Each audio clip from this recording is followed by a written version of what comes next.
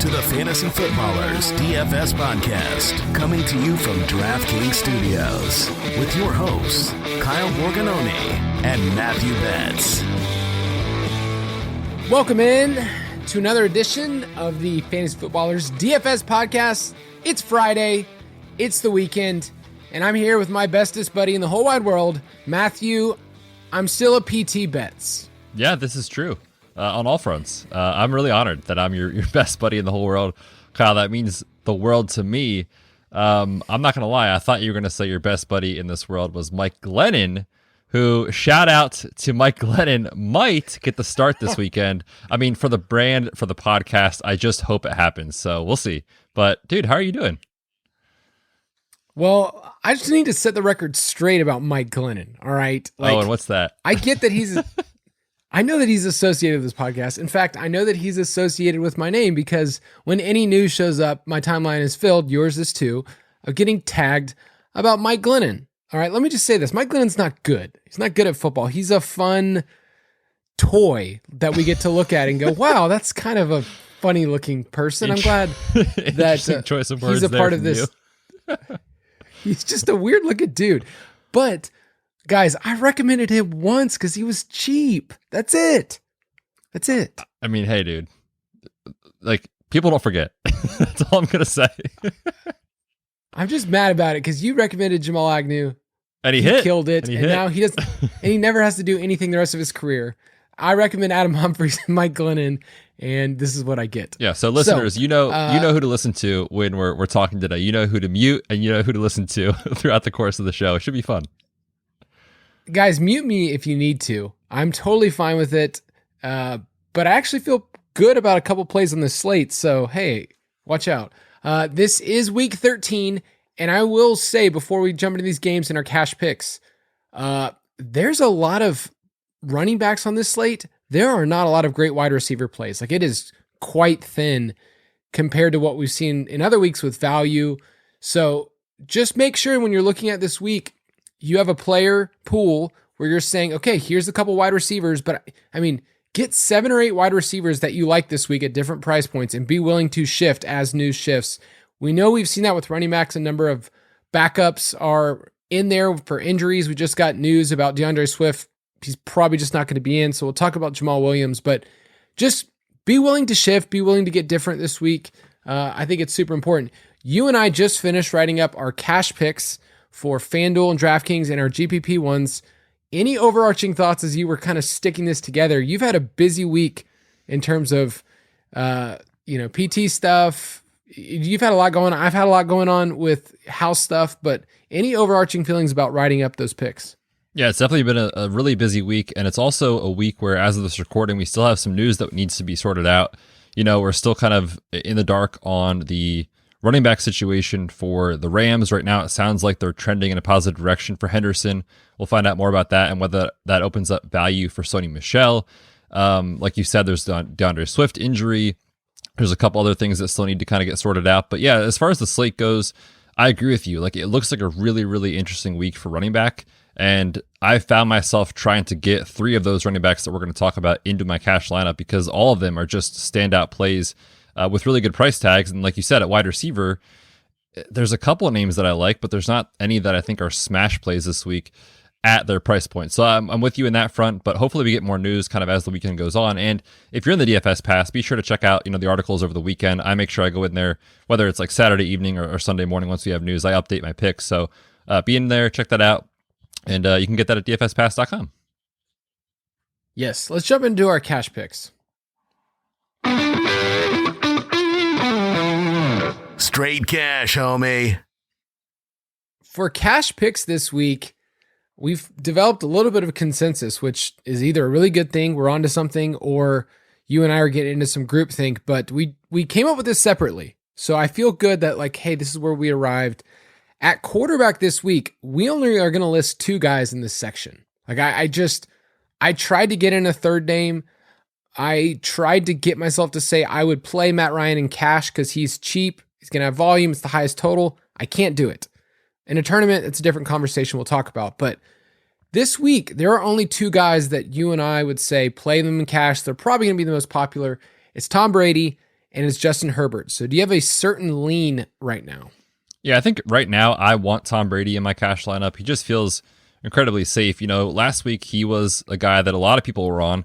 People loved Chris Godwin and Rob Gronkowski and all those guys for good reason, but then Leonard Fournette stole the show with 4 touchdowns. I don't think we'll see that again this week. I mean, he's certainly a strong GPP play for Lenny, but yeah, when you're talking about optimal plays, Tom Brady came down in price. He's 7.2K on DraftKings, and taking on the Falcons in a game that has the highest total on the slate. The Bucs have the highest implied team total on the slate, and the Bucs continue to pass at one of the highest rates in football. So it sets up perfectly for Tom Brady. And like you said, at the quarterback position, I think there's a lot of interesting tournament plays, but for cash, Tom Brady just feels incredibly safe. Played Atlanta 3 times as a Buccaneer. He's averaged 355 passing yards and just 3.7 passing touchdowns. So that will work. That feels safe. And as a Falcons fan, it makes a lot of sense. He's never lost to us. But Justin Herbert is only 6.7, and he's showing up in our projections as right there with Brady in terms of points per dollar. He's also been getting it done on the ground recently, over 120 rushing yards the last 2 weeks. So you're not really finding that elsewhere. I mean, Kyler is somebody that you just can't look at this week in cash. There's too many variables if he does play. Lamar is certainly in the mix, but I feel like with Herbert, you're going to get passing volume. We're going to talk about that game in a second from a stacking perspective. But yeah, I mean, those two, and if you need to save a little to go down from Brady to Herbert, I think that's going to be it. But I think they're going to be the 2 most popular guys.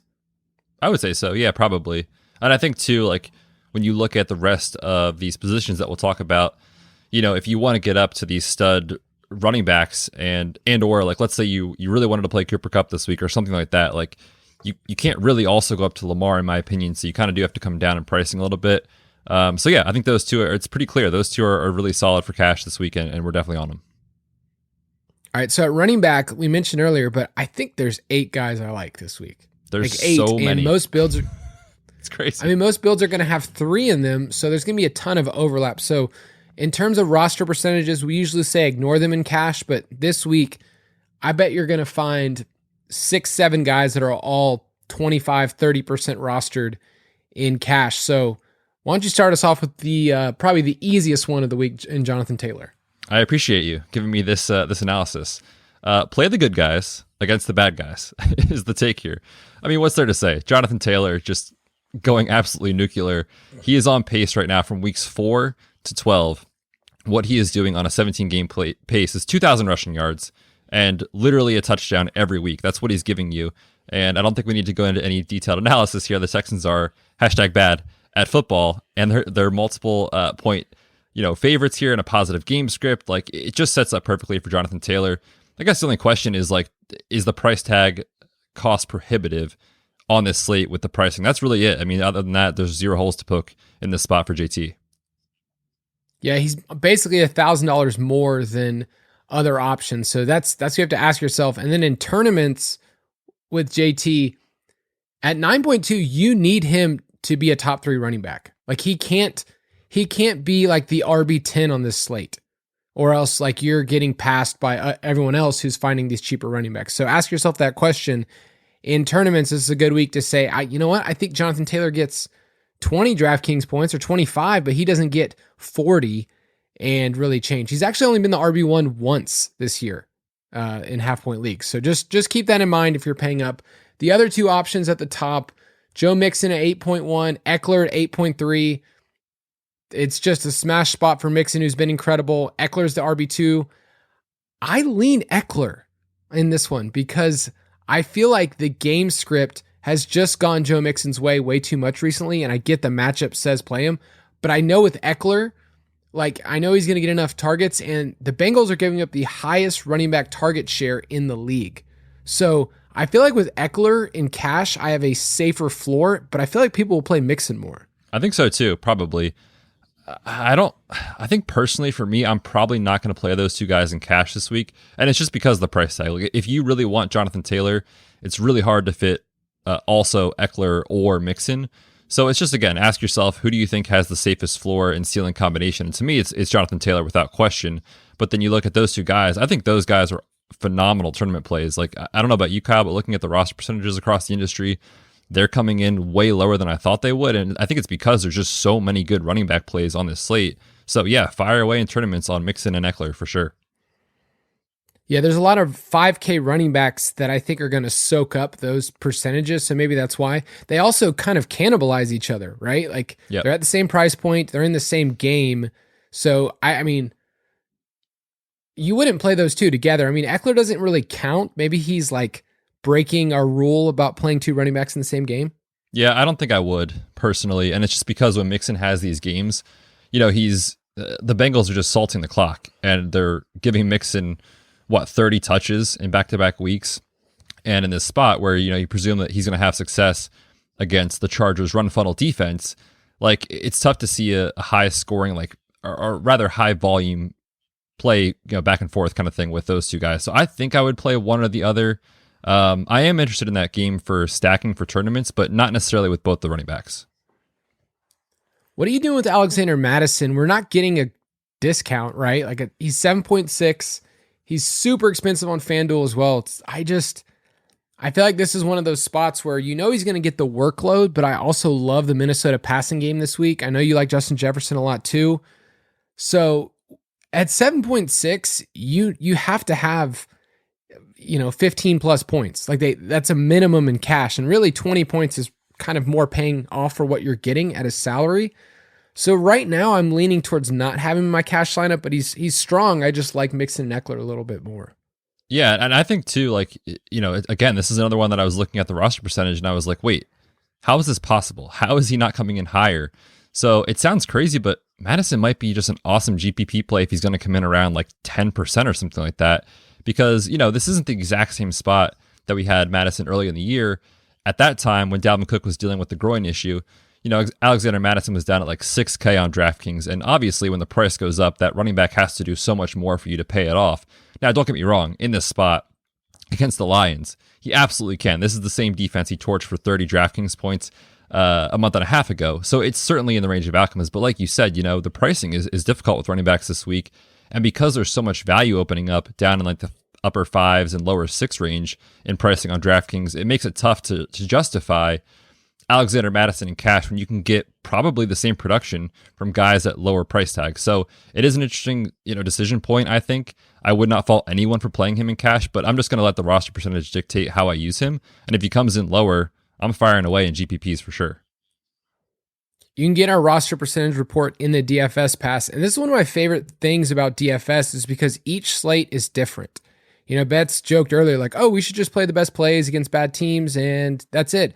But the roster percentage game about running backs this week is going to be a tough one to crack because you're going to have all of these guys soaking up percentages. And so there's going to be just some small incremental changes that you can make and say, okay, it's not just here's one guy that's super cheap. Like it's not a D'Ernest Johnson week where just everybody's playing him 50%. That's it. Like there's a bunch of guys in the mix. And so in that 5K range, James Conner's 5.9 against Chicago. They're heavy favorites. Chase Edmonds is going to be back hopefully next week, but definitely not this week. So James Conner's in my cash game lineup right now. He's just been getting a ton of work. And then, man, I keep staring at Antonio Gibson at 5.7. JD McKissic missed practice earlier this week and could be questionable. Do we have any update on that situation? Let's see here. I have another DNP for JD McKissic on Thursday. He was a DNP as well on Wednesday. So back-to-back DNPs.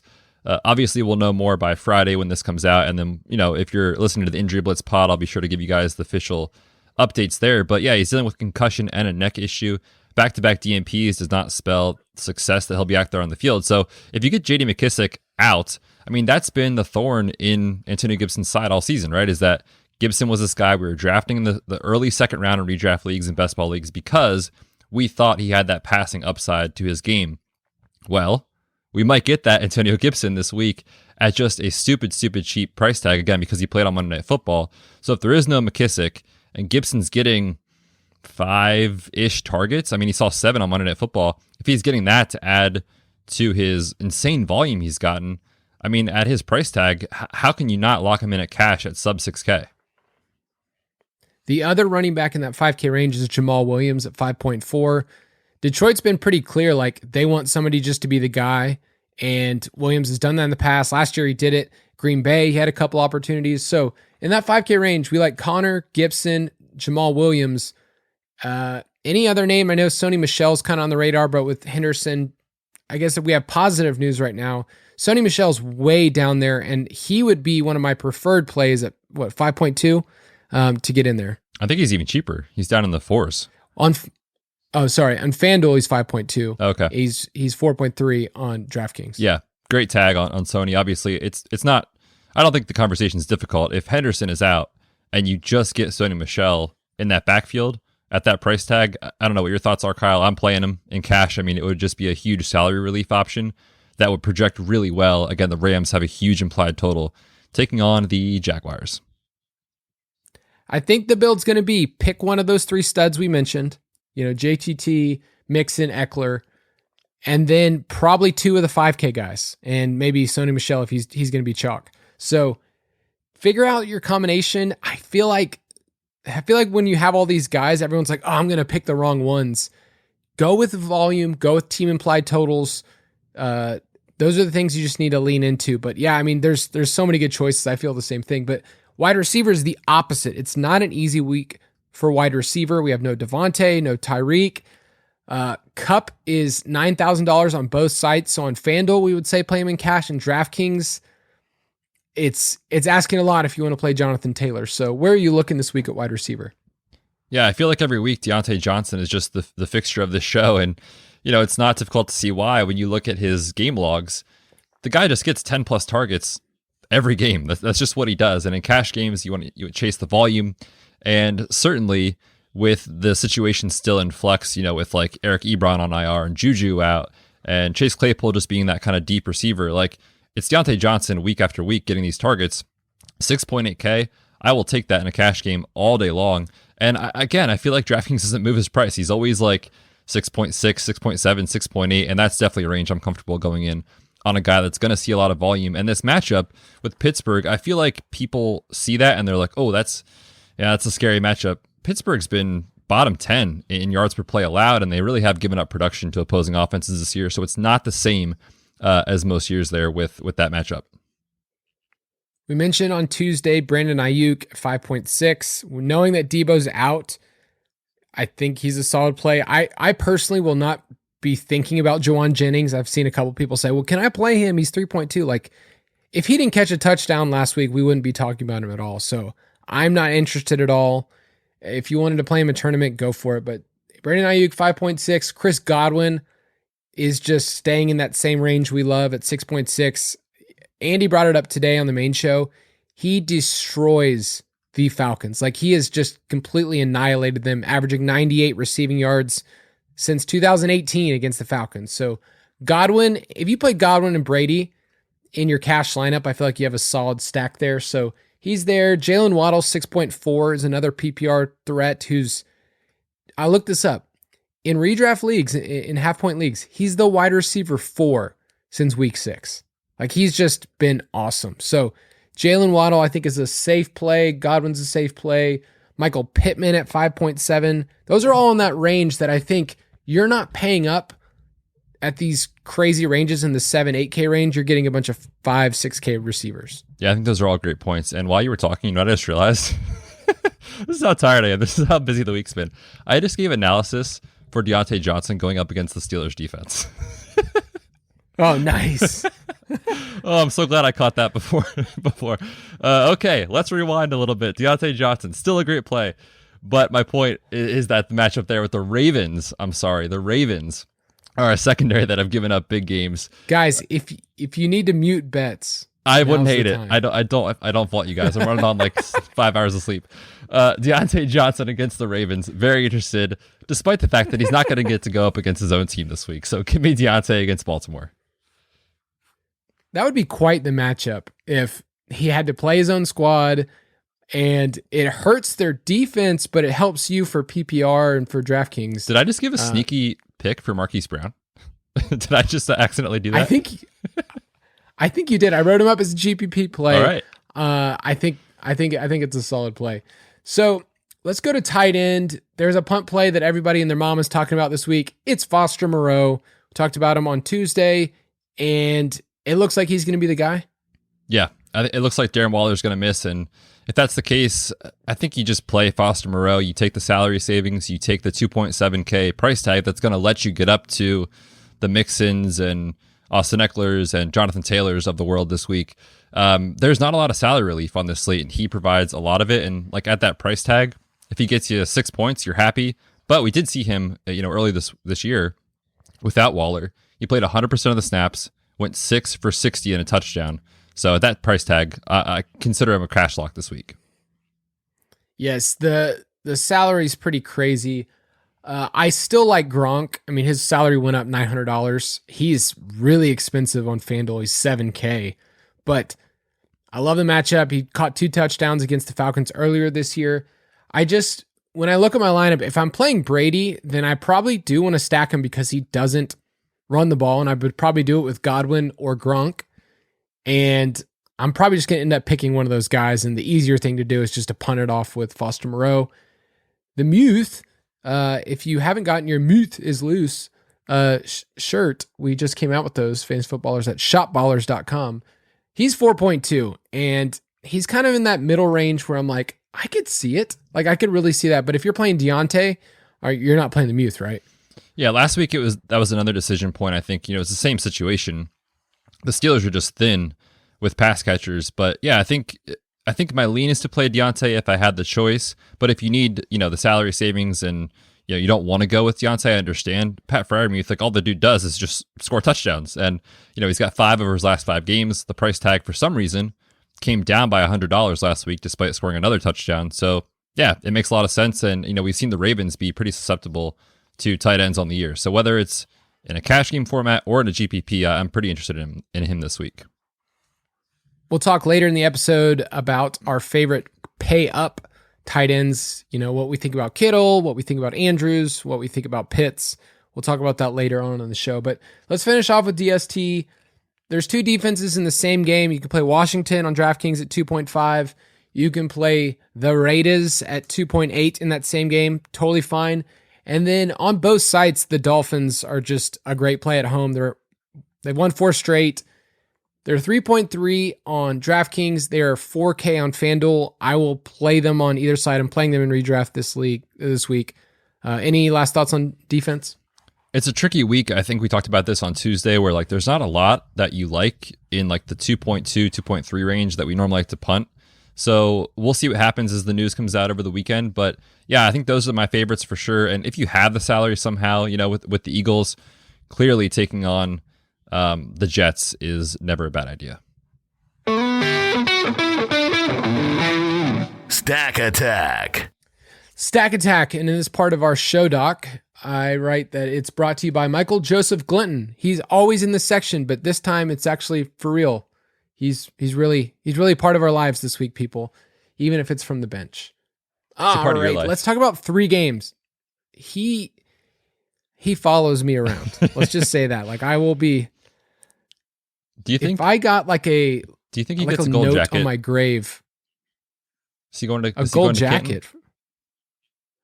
No. Oh, okay. No, he's going to be somebody that we still reference though. That's going to be the cool thing is he's not some random backup quarterback we won't be talking about. Cooper Rush, we'll say oh, Cooper Rush. Oh yeah, he had 1 game.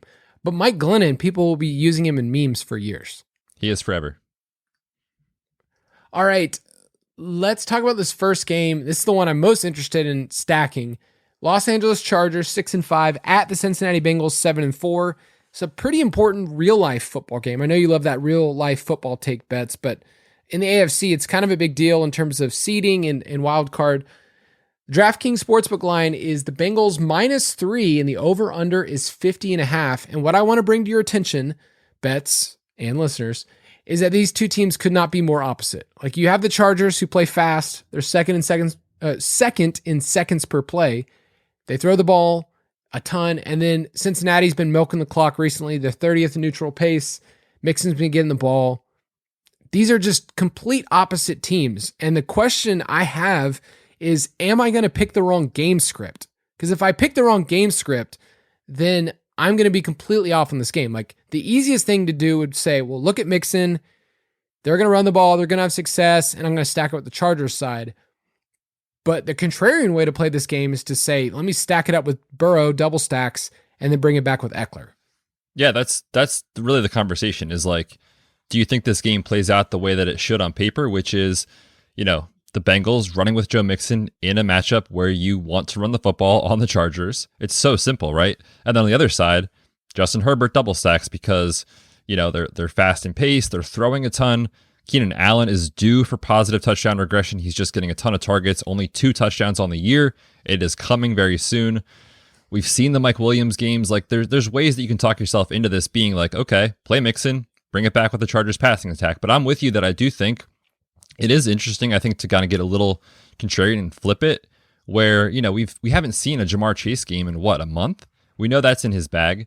T. Higgins, shout out to T. Higgins. We've been on for 8 weeks in a row. Finally did something last week. He has upside some weeks. And then you look at the other side too. Eckler, obviously, we already talked about him in detail. So I'm with you. I do think it's interesting to flip the build a little bit this week because I don't think a lot of people are going to do that. And in tournaments, if you want to get different, if you project the game to go differently than what it says on paper, it's a great way to differentiate yourself. The thing that's tough with Burrow is that he's only had 3, let's call them ceiling games, like 3 games where he's gone over 22 DraftKings points. He doesn't hit the 300-yard bonus because he just doesn't throw enough. It's hard for me to say Burrow's going to be a top 3 quarterback on this slate. That's what you need when you're stacking a game. You say, I need this quarterback to be top 3 in points this week. And his touchdown rate's great, 6.5. Love it. But in Cincinnati wins, he's only averaging 28 pass attempts, and that's not going to get it done. That's not going to get it done from like a volume standpoint. So if I did go after Burrow and say that they're chasing in this game, I go Burrow, Chase, Uzama, or Burrow, Higgins, Chase. Like I just picked 2 of those guys, and then I'd probably bring it back with Eckler or Keenan Allen and just put it that way. So any thoughts on those kind of stacks? Yeah, I also think too, like if you did want exposure to the Cincy passing game, you don't necessarily have to also play Burrow because, like Kyle's saying, like the volume hasn't really been there for Burrow. And so what you're saying when you play T. Higgins or Jamar Chase is that they get there on efficiency. It's a long touchdown. It's one of those sort of scenarios. And it doesn't always mean that they bring Joe Burrow with them or that Joe Burrow is pushing the passing attack. It could just be one big play. So don't feel like you have to play Burrow and the Cincy pass catchers if you wanted to kind of mini stack it. If you wanted to go elsewhere and you just wanted to play like Jamar Chase and Austin Eckler as a mini correlation, something like that, I also think is very much in play. So you don't feel like you have to attack yourself to Joe Burrow here. I think that's probably less likely to happen, right? Just given their tendency. So I think personally, I'm off of Burrow myself this week. There can only be one Joe each week from the Bengals side that you use. And Mixon just has a ton of negative correlation. Just he goes off the rest of the offense. So Chase's kind of downslide recently has been Mixon going off. So in this game, I will play either Mixon and nobody else from the Bengals side. There's only one game this year where Mixon and Burrow were kind of like in a good spot together. It was against Detroit, and he caught a touchdown. So that's obviously why. So that's what I would do. But then it's so easy on the Chargers side to envision Herbert and 2 options. And obviously you can play Eckler with him because it's super easy as well. So if you want to go Herbert, Eckler, Mike Williams, or Herbert, Keenan Allen, Jared Cook, I think that those kind of options are great. But I think I liked your point. If you just said, I don't want a chalky Joe Mixon, and maybe he's not as chalky as we think, but I just want a pass catcher from the Bengals side, and I want Eckler or Keenan Allen, and I don't want to fully stack. I think Tom Brady's going to be the quarterback one in this slate, and you want to go that direction. I think that's the way to go. Yep, I'm with you. All right, give me your Vegas pick. This is Max Payne every week when I actually say these words out loud, but I will take the Chargers +3. Listeners, you already know where I'm going. Chargers +3. Take it to the bank. All right, next game you can definitely take to the bank. It's Tampa Bay Buccaneers at the Atlanta Falcons. This line opened up at 9.5, but right now the DraftKings Sportsbook line is Buccaneers -11, and the game is a 15.5 point total. So this is telling you that we think Tampa Bay is going to win. It's going to be fairly easy. And just a little listener update, you can check in with me later. I am about to fly out tomorrow to Arizona to do some housing stuff, and I will be placing a bet on the Buccaneers hitting their team implied total over. Is that how you sleep at night against your Falcons? You just bet on Tampa, and if it happens, you're like, all right, I won the bet. It's okay. But if the Falcons win, you're equally as happy. That's the point. Yeah. That is how you live in this world. Yep, right? I like it. So this game's a rematch from week 2. If you remember, Tampa Bay destroyed Atlanta. I remember very well. 48-25. Evans and Gronk each had 2 touchdowns. Brady destroyed them. So is this game just really easy? Is it just an easy stacking perspective how we approach it in GPPs? As far as to answer your question, if it's easy, I think it's very straightforward. This is an awesome spot for Tom Brady. This is an awesome spot for Chris Godwin. This is an awesome spot for Rob Gronkowski. But everyone else knows that, right? And so I think you have to ask yourself, if you're doing that, how do you get different at other spots in your lineup? So if you are going to play that stack, we're not saying it's not good. It's actually a great stack this week. We like it a lot, but it's just going to be very popular. So you just need to understand that. As far as getting different, though, in this spot, I talk about it every week. I feel like in my GPP article, it's like Chris Godwin's going to come in at 20%. Mike Evans is going to come in at 8%. He's an awesome leverage play every week. We know he has 2 touchdown upside every time he steps on the field. And like you said, the last time these teams played, Evans found the end zone twice. So I think he's a really interesting leverage stack off of Chris Godwin. I love that last week we mentioned Leonard Fournette. We didn't say, he was going to be the RB1, but we did mention him in the sense of if you just wanted to get different in that game, Fournette would give you the leverage play over a lot of other options. And so we need to mention that again in this game, because I think the way that people will stack it is they'll go Brady, $2, and then bring it back with Cordell Patterson. And I want to bring this stat up. Cordell Patterson is an anomaly just in itself. Like the fact that he exists on this planet is an anomaly. But in fantasy football world, he's too efficient on his touches. And I love it as a Falcons fan. I've been fading it a ton in fantasy, and it's just really hard to keep seeing this hit. In Atlanta wins, okay, they only have 5 wins, by the way. He's averaging 18 opportunities per game. In their losses, it's 10.8. So if you knew you were only going to get 11 opportunities in this game, Betz, from Cordell Patterson, what would you do with him?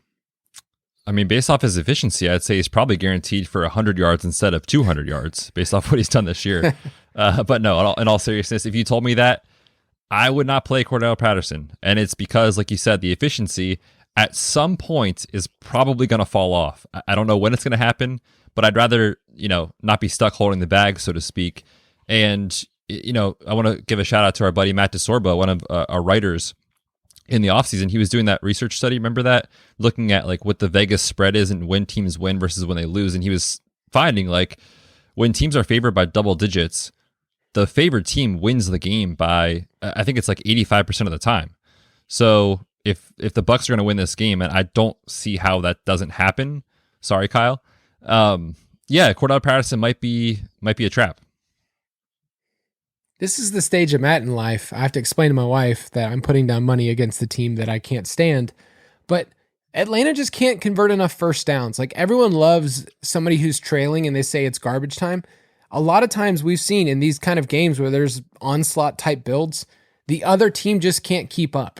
So Atlanta ranks 25th in plays per game. Well, why? Because they're not converting enough first downs. They're 26 in early down success rate, and they just have a lot of 3 and outs and a lot of really stupid, hey, it's 3rd and 2. Well, we're just going to run it straight into the ground. So I think it's a very, very easy spot. It feels like a foregone conclusion with Tampa Bay. They're averaging 31.5 points per game. Their team implied total is 30.8. So I will take the over on their team implied total. The line has grown, though, at 11. Would you take the Falcons and the points in terms of the spread? We're such sickos. We're such sickos.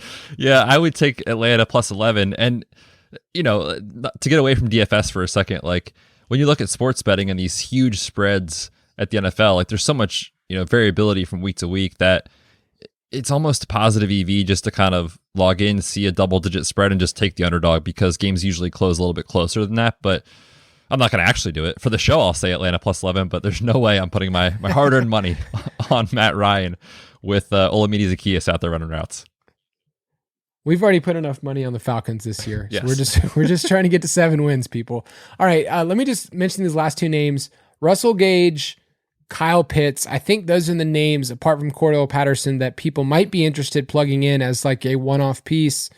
Just somebody they want to bring it back with on the Atlanta side. So do you have a lean on those two? I know every week it's the week where you're like, Kyle Pitts is going to break the slate. I know, man. And it's burned me so many times that I feel like I can't do it again, which means when I get off of this, it's going to happen. Yeah, dude, it's really tough. I personally don't have a lot of interest in those guys. I know that Tampa Bay gives up a ton of pass volume. I know we've seen Matt Ryan play decent football this year, but like you said, it's just, if they can't convert first downs and they can't move the football, how do they get there? And it's been rough. So I don't think so this week for me, but if anyone was really wanted to stack the game, I wouldn't fault you. Like, obviously those guys are in play for sure. So yeah, not for me this week, but I see the path there. All right, let's go to this last game. We're going to talk about stacking. It's the Washington football team at 5-6. Your football team bets at the Las Vegas Raiders, who are 6-5. And we just saw a game on Thanksgiving where Derek Carr went bananas and was awesome on Thanksgiving. Send in the car. Send in the car. So the question is, would you actually send in the car this week in a GPP stacking? Oh, man. Without Waller, it hurts. It really hurts. And then when you do stack him, you say, okay, I'll play Derek Carr, but you know who I'm going to play? I'll play Foster Moreau. And then you just run into an obvious stacking situation. So I don't know that I'm going to go there. Again, we're looking for quarterbacks that certainly can provide, I think, a unique combination of rushing and passing to break the slate. And Derek Carr certainly has this in his bag as far as those 300-yard games. But without Waller, it's tough to get there. So I don't think I'm interested in him this week. What about you? I think that this game sets up very easily for Washington. I just think they're set up to, they've won 3 straight, and Antonio Gibson is their better running back. Like, J.D. McKissic's had some juice, but he's just the better overall player, and so he's going to get more opportunities, get Logan Thomas back. I think they're just in a position where I look at the Raiders and I'm just like, there's just not enough playmakers here. I don't like Djax. I'm not going to chase last week's points. And like you said, Foster Moreau is too popular. So for me in this game, I'm looking to play like Gibson and Renfro, or Heineke, and you get 2 options and maybe bring it back. But it's like if you play Josh Jacobs, he nerfs the whole game. There's just so many ways that I think this game could hit the under. Yeah, I could totally see that for sure. Yeah, I think I'm with you. I don't have a ton of interest in going full game stack, but I do think there's easy ways to get different in this spot, and it's obvious leverage points, right? Like Antonio Gibson without J.D. McKissic is going to be one of the most popular running back plays on the slate for good reason. But if you wanted to say, look, he fails this week, and if he does, how about Terry McLaurin coming in at 5% probably in a tournament? Yes, please give me that guy. That's one of my guys, and then I'll pair him with the other one that I absolutely talk about every week and love, Hunter Renfrow, who every week is underrated and just gets it done. And without Waller, his splits are really solid. And with Foster Moreau being extremely popular, he's a great leverage play. So it just makes a ton of sense. I think if you wanted to go a little mini correlation there with those 2 guys, I feel like I'm obligated to have at least one lineup with that because they're my 2 guys I talk about all the time. So yeah, give me a little McLaurin and Hunter Renfrow mini correlation. I like Logan Thomas too at 4K on DraftKings because Moreau's so popular. Like, it's an in-game pivot at tight end. Should have caught a touchdown last week. So I think all of those are fine. Washington is interesting. Their first 8 weeks, they covered the spread once. And then they've done it 3 straight times since their bye. So I will be taking Washington plus 2.5. I think they're on the door of the playoffs. That would be awesome for yours truly, the preseason bets. I also take Washington here, and it's just because Waller, I think, is a huge piece to not have in this game. So give me Washington plus the points. I think what's so attractive about this game in stacking is you see the total, and then you see everyone's pretty cheap outside of McLaurin. Everyone's affordable. So realize I added it up with Carr. If you double stack Carr with, say, Renfro and Foster Moreau, it feels so thin. you have to get 60 points. So if you got 15 points from Renfro and 15 points from Moreau, you're like, awesome. But if Carr doesn't get 30 points added with that, then it's just not a good enough stack for a GPP. So I just don't know if there's enough firepower on the Raiders side to just fully get there in a stack. So give me some correlation, but mostly move on. And then I wanted to add this because we're not going to talk about any other games this week in terms of stacking. If you wanted to have a Rams onslaught stack of getting at least 3 Rams in your lineup, or Vikings, you wanted at least 3 Vikings against the Lions, I think both of those could totally work. And I don't think you have to run it back with anybody. Jamal Williams is going to be way too popular to even use in GPP, at least for me. And then on the Rams side, you can just use the Rams, or you can bring it back with Marvin Jones. Nope.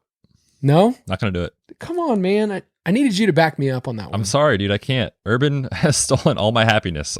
With, like, the injuries to my guys that I talk about, and then, taking Marv away from us. It's over, man. We got to give it up. I did want to list 3 guys that I just put this in here. Maybe we need a new segment name, and I need like a cool sponsor for it. That'd be fun. But I wrote it down as Kyle's Slate Breakers. Ooh, brought to you by Icebreakers. Remember like the mints and the gum? Yeah, I feel like that would be a great tie-in, but we'd probably get like a dumb like sponsor like Huggies Diapers or something. Hashtag dad life. I want to give you 3 names that I think could break this slate. I probably wouldn't stack these games, but Elijah Mitchell is 6K. If he gets a ton of work against Seattle, I love him in GPPs. I'll let you mention the next name because I know you wrote him up. Yeah, I love Justin Jefferson. He's a great option this week against a Detroit secondary that is bottom 5 in 20-plus yard completions allowed, as well as completion percentage on the deep ball. We know Adam Thielen is great as far as the touchdown equity, but when you talk about how Detroit gives it up over the top, that's where Justin Jefferson wins. And yeah, you talk about him being able to break the slate in this spot as direct leverage off Alexander Mattison. It makes a lot of sense. So I'm pretty interested in him in tournaments. I'm going to throw out one more name, Chase Claypool. Everyone's going to be playing Deontay in cash, and that's a good move. He has a high floor. But Chase Claypool has a ridiculous amount of end zone targets. Jason actually brought this up on the main show. We were talking about it this morning. He's due for some major positive touchdown regression, like in a way where it's like you could get a 2 touchdown game right here against Baltimore, who's given up the most 20-plus yard pass plays in the league. So Chase Claypool on FanDuel is 6,500. So he is a steal, I think, on that site where you're not asking him to have the same PPR volume as Deontay. So I just want to throw out Chase Claypool. And I have a very soft spot for Chase Claypool in GPPs because last year, if you remember, we recommended him as a dart throw and he went for 4 touchdowns and we had somebody win like $50,000 on it. Yeah. No big deal, right? I mean, I love it. That wasn't us though. No, we didn't win that. Of course not. It was a listener. All right, let's battle it out. DFS Battle Royale. For those at home that were just waiting to find out where we're at with DFS Battle Royale in terms of wins and losses, Betz has 28 and the Borg has closed the window. It is 27-28. And I will say, Jason helped. I beat Jason 4-1 that week that you were out. What the heck, Jason? Come on, man. Dude, he's going to cost you your job. He doesn't even care. Frustrating. He probably doesn't at all. He doesn't. So DFS Battle Royale, we give some different questions that can help you build lineups, and we go head to head. I mix it up this week, so if you're used to the same questions, you're wrong because I'm mixing it up. First question is, Betz, who will be the QB1 on the slate? Ooh, I like this. This is interesting because we don't ever do this. I like this segment. I'm going to go with Lamar Jackson. He is 7.8K. He is priced as the QB1, but when you look at how he scores, if you get that ceiling game from Lamar with the rushing equity that he brings, he is really interesting. So I think he's like one of the few guys that can actually separate at the position this week. And this question's different than who's most likely or who, like, the easy answer is Tom Brady, right? Like, just to say, like, he has a high floor, but he's actually not that frequently the QB1. Like, he ends up being the QB3, QB4. Like, he has a super high floor, but we're talking to someone that could just go nuclear, like 45 DraftKings points. I'm going to go with Justin Herbert because I think it's a game environment. If it goes the right way, it can go back and forth. He's been running the ball more, and I love the Chargers. All right, give me a cash game running back that's sub 6K. These are the dudes this week that we love. Give me Antonio Gibson. I'm assuming JD McKissic is out, but yeah, at 5.7K, that is obviously a misprice. It would just be a no-brainer. These are my two answers. Both of these running backs are in my cash game lineup. I'm going to go with James Conner at 5.9. I don't think either of these is a bad play. I almost feel bad battling it out because I like both of these. But James Conner is going to roll against Chicago as the lone guy in the backfield, regardless if Kyler's there or not. All right, cheap wide receiver under 5K. This is disgusting. I hate this. I hate what I'm about to do. Josh Reynolds is a wide receiver in the NFL, and he is 3.4K on DraftKings. The pricing for wide receiver this week, there's no one down there that I'm actually like interested in playing. But when you talk about like how they're going to move the ball, like who is going to do it for Detroit? It has to be Josh Reynolds in the passing game, right? I mean, he has the chemistry with Jared Goff. Minnesota secondary is a secondary we've picked on all year. We saw him on Thanksgiving score the touchdown. So, yeah, I guess I'm going with Josh Reynolds. Well, then I know exactly where I'm going. I'm going with Marvin Jones, 4.7K. I'll just say this. I know that this is very on brand for me. Marvin Jones is showing up in a lot of our optimals because his price just keeps plummeting.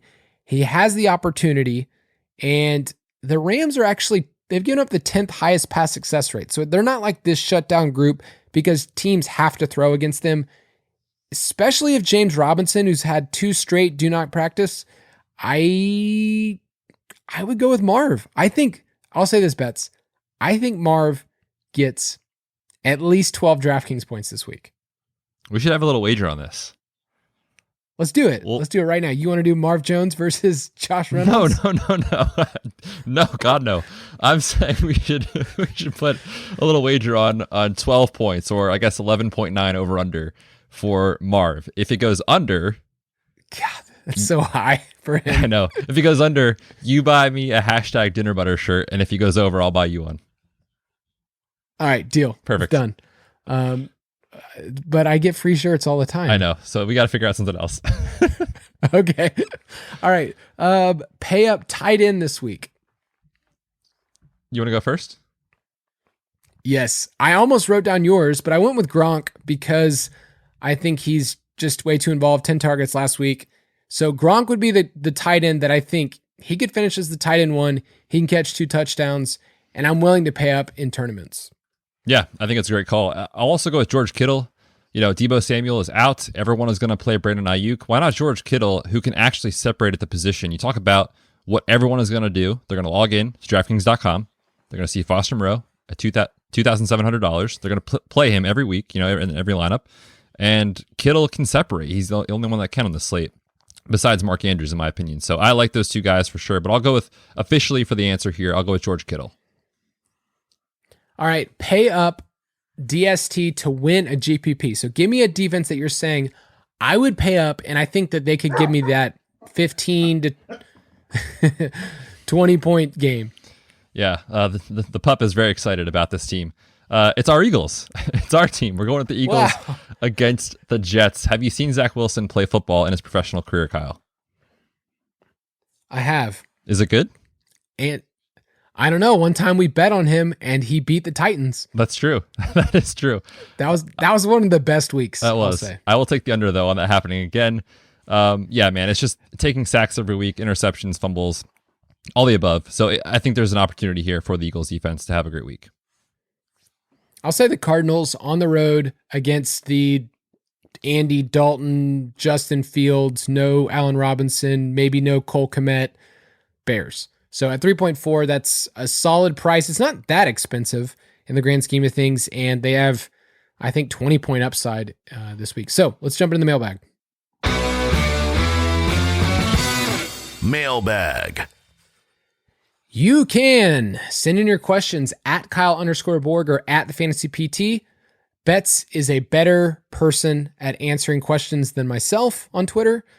Sometimes I go MIA for a while, and especially this past week, doing all my housing stuff. Just listeners, just to let you know, I've been playing the double housing game because I closed on my house here in Atlanta and I'm closing on the one in Arizona at the exact same time.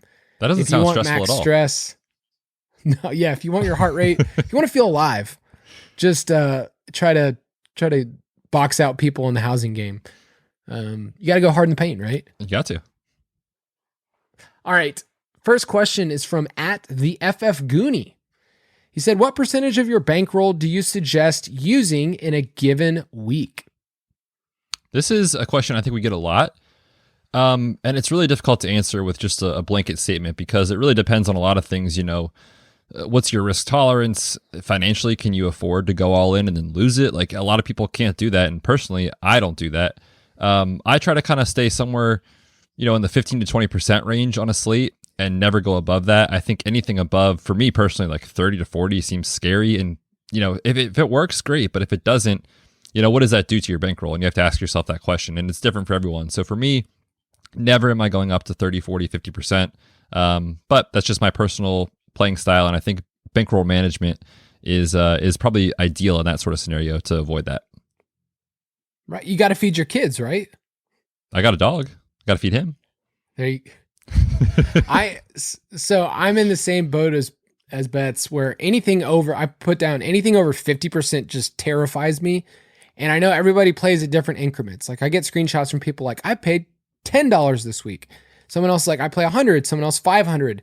I just don't see, it just depends. Like if this is a fun hobby and you're not depending on this being like a bankroll, like I'm just trying to get some Christmas presents or whatever it is for your family, then yeah, just 30% is probably the max that I would say, 30, 40%.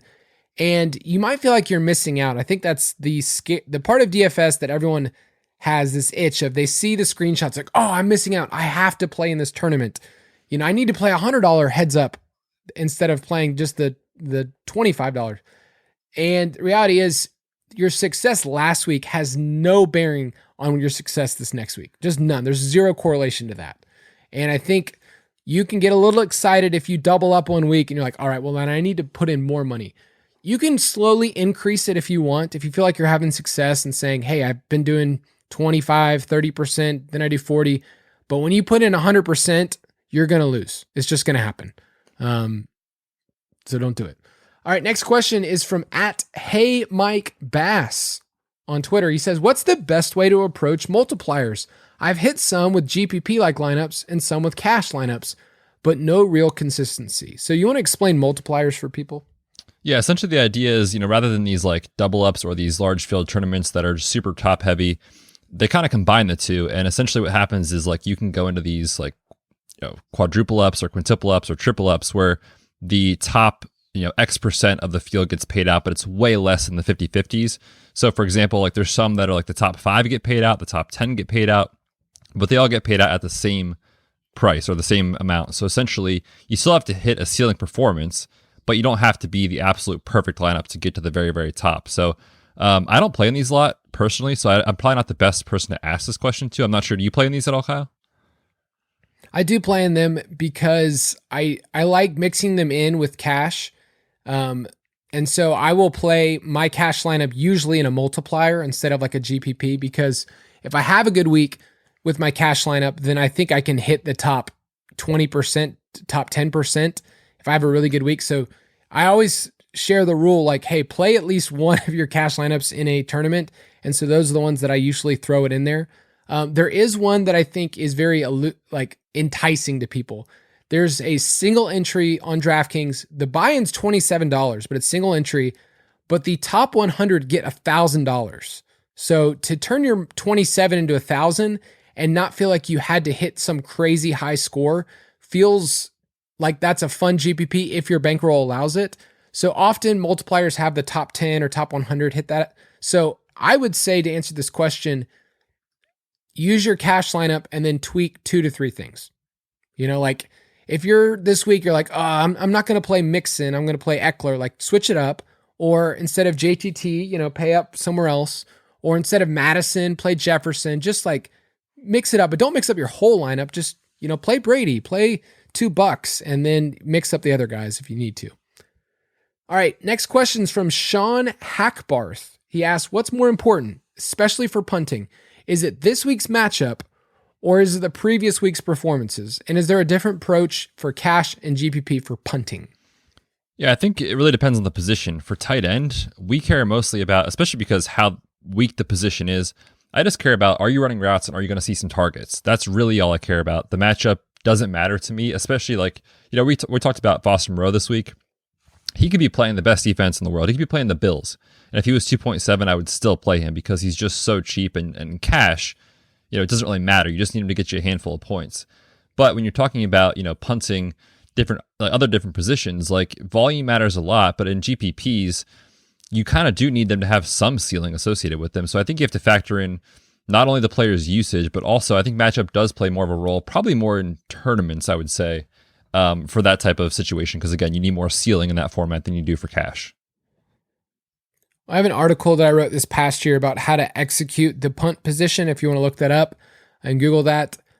For tight ends, yeah, you said it's about opportunity. The only thing that's really sticky for tight ends is, are they running routes? Are they out there on snaps? Like that's all we really care about. And with Foster Moreau, we could see, okay, he was out there 100% of the snaps.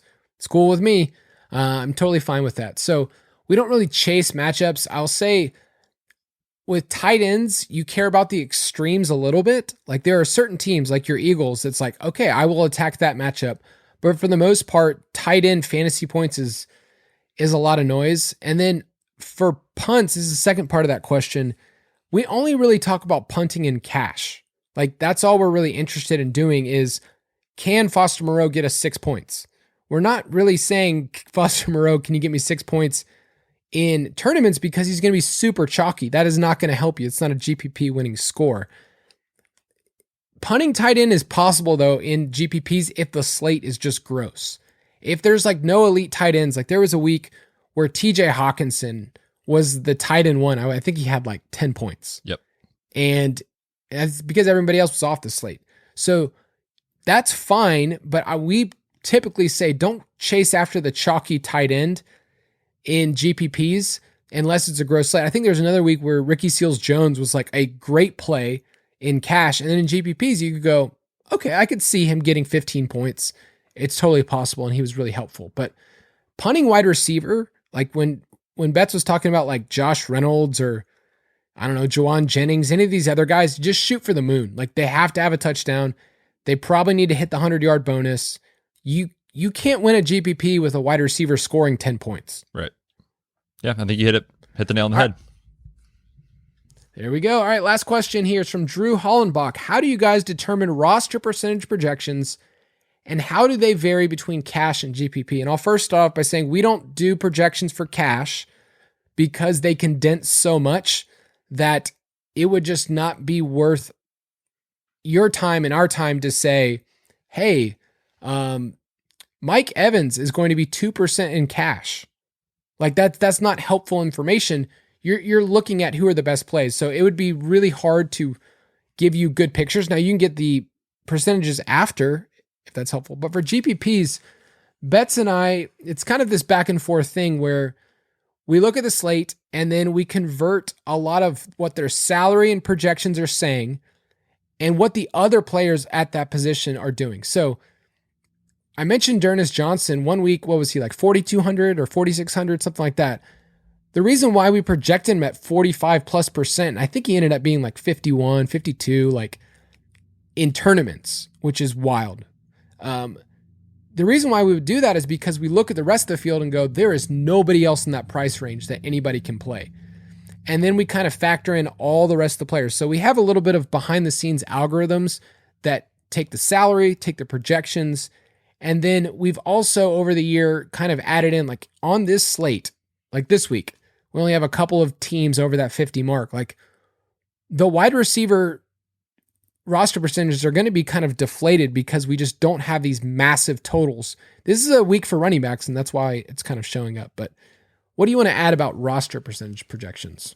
Yeah, I think if you're trying to get an idea of like how it's going to look in cash, the roster percentages that are in the DFS Pass are based off of large field tournaments. But like if you have someone in there that is going to be super popular, in a tournament, you know they're going to be even more popular in cash. Like, you know, I don't think we have like a general rule of thumb of like add 10% or anything like that, but you just know it condenses around the best plays that are going to be the most popular. So, you know, Foster Moreau in a tournament this week might come in 40%, something like that, 45%. In GPPs and head like 50-50s, or in cash rather, in 50-50s and double ups, he's going to be 60%, right? Like something crazy like that. So it does, you know, get a lot higher in those sort of situations, and it does condense around those popular plays way more. So we look at historical data from two big tournaments, the play action on DraftKings and the Millie Maker, because that's the largest sample size. And so that's what we use. And a lot of that process goes in like during the off season. Like Betz and I look through all the slates. We run a bunch of numbers. We live in the spreadsheets, and we basically say, okay, how does this work? And the field gets smarter. I'll say this is harder than it was 2 or 3 years ago, where stacking wasn't quite the thing in DFS. So there's a lot of different, there's a lot of context for it. But if people are interested in the roster percentage report, you can get that in DFS Pass.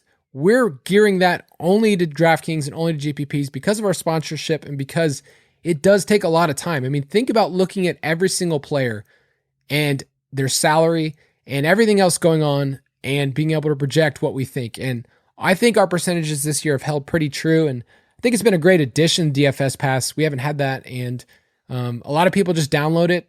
They live in their own spreadsheet life and they're able to be smarter for it. So if you want to join us, go to ballersdfs.com. You can be a part of our DraftKings League, Fantasy Footballers DFS, Borg plus Betz. We will have some Battle the Bets contest this week. And any special challenge you want to give to the people that might want to start bullying you? Oh, a challenge? I don't know, man. I'm scared. I'm scared of a challenge. I feel like on those contests, I have not done well this year, so I don't think I need to challenge our listeners anymore. They're already beating me up in those contests. But yeah, come play with us, ballersdfs.com. A lot of fun. I like those smaller ones, Kyle, that are like, 10, 20 people. So maybe we'll do a couple of those this week. And then, of course, we always do those 200 ones that you're always winning, right? You're always at the top. I've been at the top of a couple of those. I mean, it's been great. It's given me a lot of street cred with my family, that they think that I'm not just wasting my time doing this football stuff all the time. But yeah, you can join us this week at ballersdfs.com if you want to be in on the action. Betz, why don't you sign off for the peeps? Yes, it has been a fun show. I need some sleep, personally. It's been a long week, but man, it's so fun to have you guys with us. And we look forward to another great DFS weekend. Good luck this week. We will see you on Tuesday. Thank you for listening to another edition of the Fantasy Footballers DFS Podcast. Don't forget to visit us on the web at www.thefantasyfootballers.com.